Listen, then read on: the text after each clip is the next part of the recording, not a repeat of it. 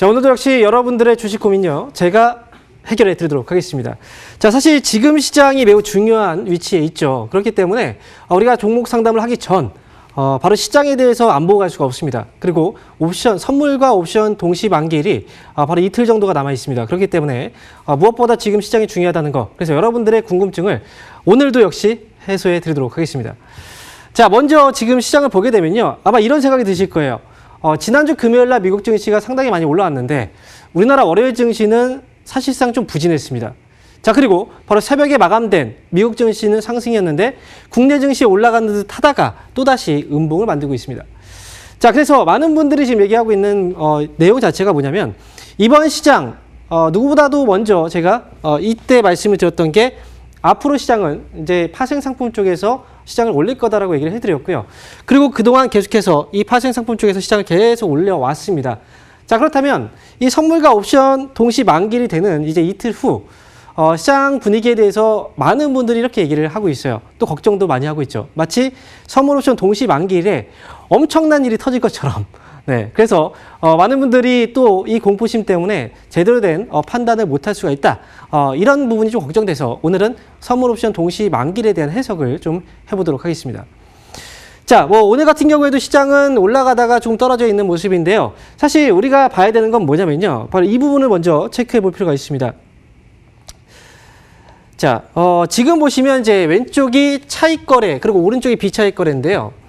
우리가 그동안 이제 선물 쪽에서 이 포지션, 이 마지막 선물 옵션 동시 만기일 날 문제가 생길 수 있는 부분 자체가 이제 차익 거래와 비차익 거래, 이 잔고를 우리가 먼저 해석을 해야 됩니다. 그래서 지금 보시면 이제 차익 거래 쪽이 차익 매수라고 한다면, 이제 차익 매수는 어떤 의미냐면요, 바로 현물을 매수하고 선물을 매도하는 걸 바로 차익 매수라고 얘기해요. 그리고 차익 매도라는 건 선물을 매수하고 반대로 현물을 매도하는 걸 바로 차익 매도라고 얘기를 합니다. 그런데 문제는 뭐냐면, 이 만기일 날 있죠. 만기일 날 기존에 쌓아왔던 이 포지션을 반대 매매를 통해서, 반대 포지션을 통해서 청산한다는 거죠. 물론 청산 안 되고 연장을 할 수도 있습니다. 바로 롤 오버라고 얘기를 하죠.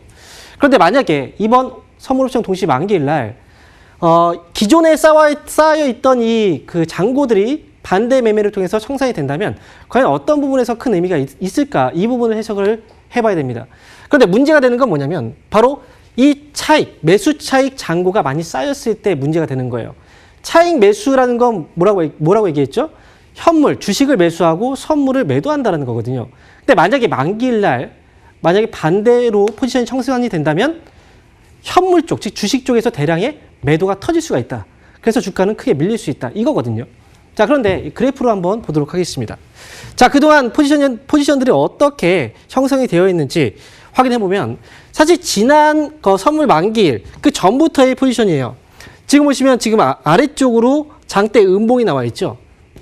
이 장대 음봉이 의미하는 바는 결국은 매수 차익 잔고가 쌓여 있다는 게 아니라 매도 차익 잔고들이 나왔다라는 거예요. 위쪽으로 빨간 봉은 바로 매수 차익 잔고입니다.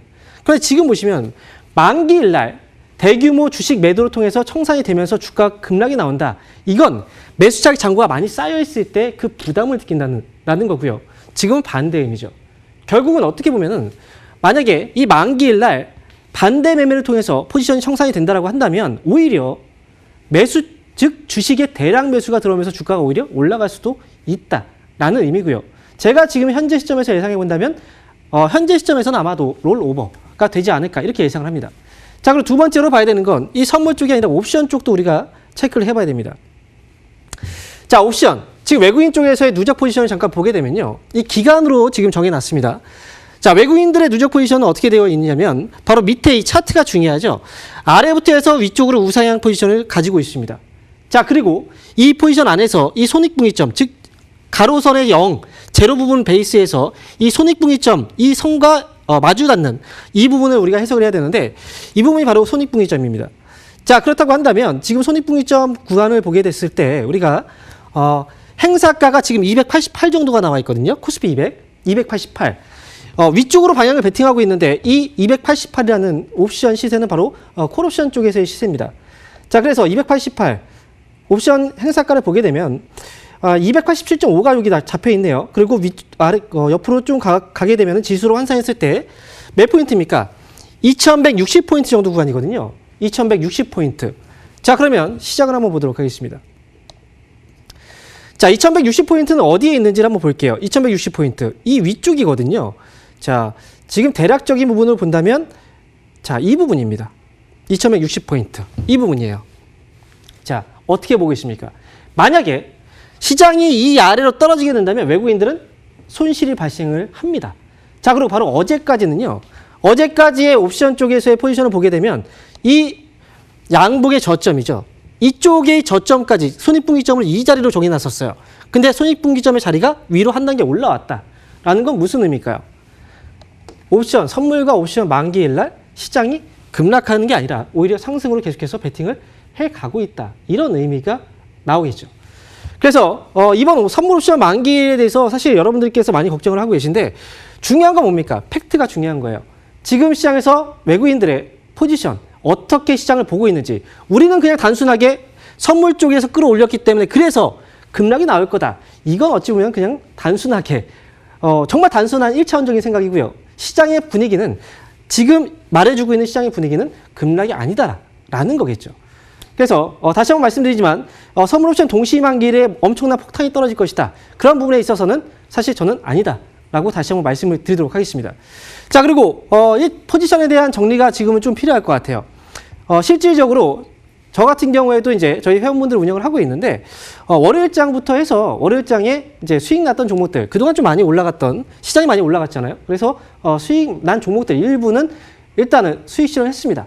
그 수익 실현한 이유는 뭐냐면 선물옵션 만기일 이때 주가가 급락이 나올 것 같아서가 아니라 시장은요 중요한 기간을 지나게 되면은 분위기가 좀 바뀌게 되어 있어요.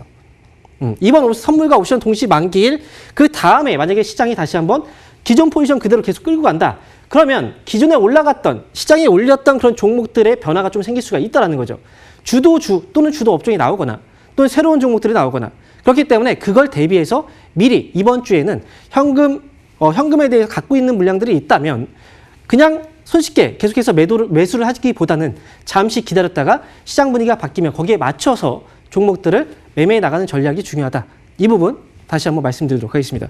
그래서 저희가 볼 때는 선물과 옵션 동시 만기일 자체가 중요한 게 아니라 그 이후부터의 흐름이 중요하다는 거 강조해 드리도록 하겠습니다.